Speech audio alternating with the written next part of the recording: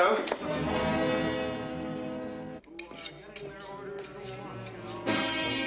Well, feeling my employer.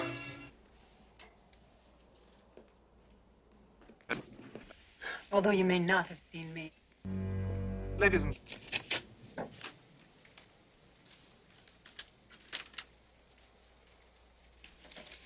and gentlemen, I'm instructed to explain to you what you all have in common with each other.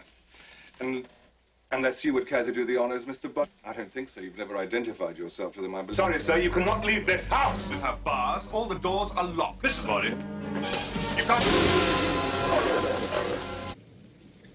Ladies and gentlemen, you all have one thing in common. You're all being blackmailed, and in some cases more than you can afford, to someone who threatens to expose you. And none of you know who's blackmailing you. Very well. As everyone here is in the same boat, there's no harm in my revealing some details, and my instructions are to do so. Thank you, Yvette. I'm sorry. Professor Plum, at the UN, his license to practice has been lifted, correct? Why? Now, no one but the seven of us will ever know.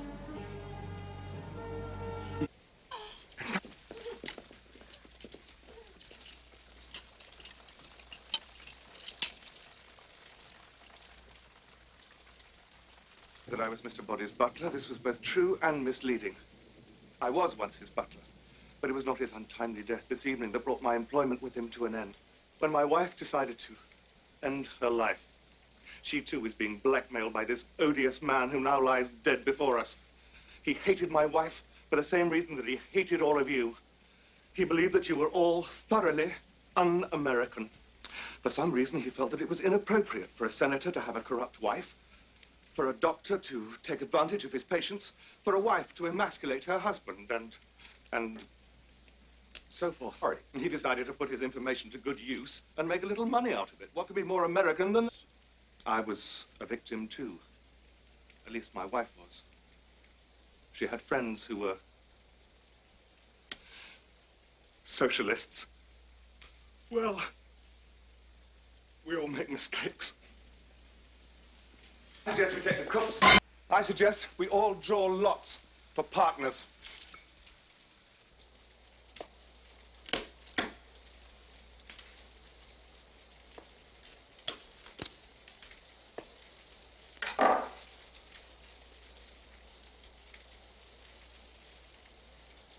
Ready? The two shortest together, and I suggest the two shortest search the cellar, and so on up.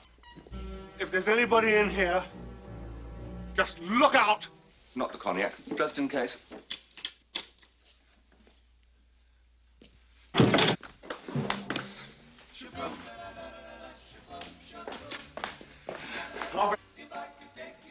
Why did you lock him in again?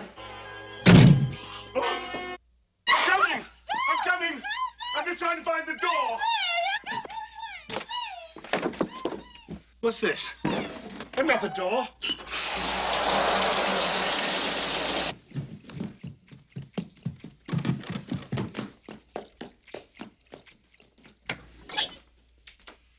Very well. I know who did it. And furthermore, I'm going to tell you how it was all done. Follow me hall. The doorbell rang! And it was you. I asked you for your coat, and I recognized you as Colonel Mustard, and I prevented you from telling me your real name because I didn't want any of you to use any name other than your pseudonym, and I introduced myself to you as the butler, and I ran across the hall to the library. There I met you, and smiled, and poured you a drink. Doorbell rang, and it was Mrs. White, looking pale and tragic, and I took her coat and hung it up. And I noticed that Mrs. White and Yvette... Anyway, we all revealed we'd all received a letter, and you'd had a letter, and you'd had a letter. Presents! Mr. Body switched out the lights. But one of us wasn't here. No. Maybe one of us was murdering the cook. Who wasn't here with us? I do. Stop Yvette from panic. Drop the dagger and... Oh, how could he risk? Not if they use this secret passage. Back down the secret passage to the study. Don't be ridiculous. If I was the murderer, why would I reveal to you how I did it? Of course she did. I gathered you all here together because you were all implicated in Mr. Body's dastardly blackmail. Did none of you deduce that the others were involved too? That's how he got all his information. Before he could blackmail anyone, Mr. Body had to discover their guilty secret. The cook and Yvette were his accomplices. That the cook was involved? Yes, because I was Mr. Body's butler. That the cook had worked for one of you. By now, she was dead.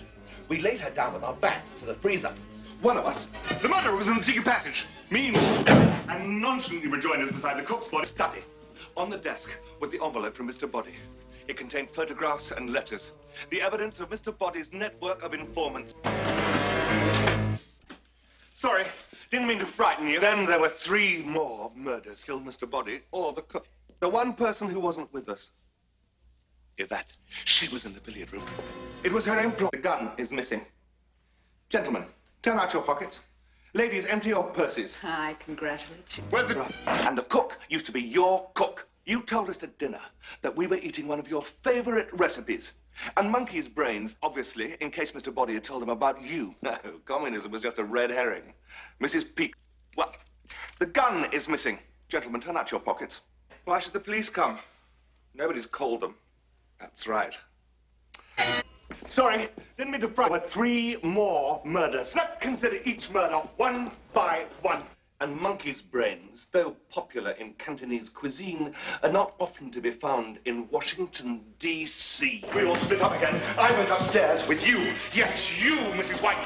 And while I was in the master bedroom... I know. So I choose to expose myself. You thought Mr. Body was dead, but why? None of you even met him till tonight. My butler. You'll never get away with this, any of you. Why should the police come? Nobody's called them. So why shouldn't we get away with it?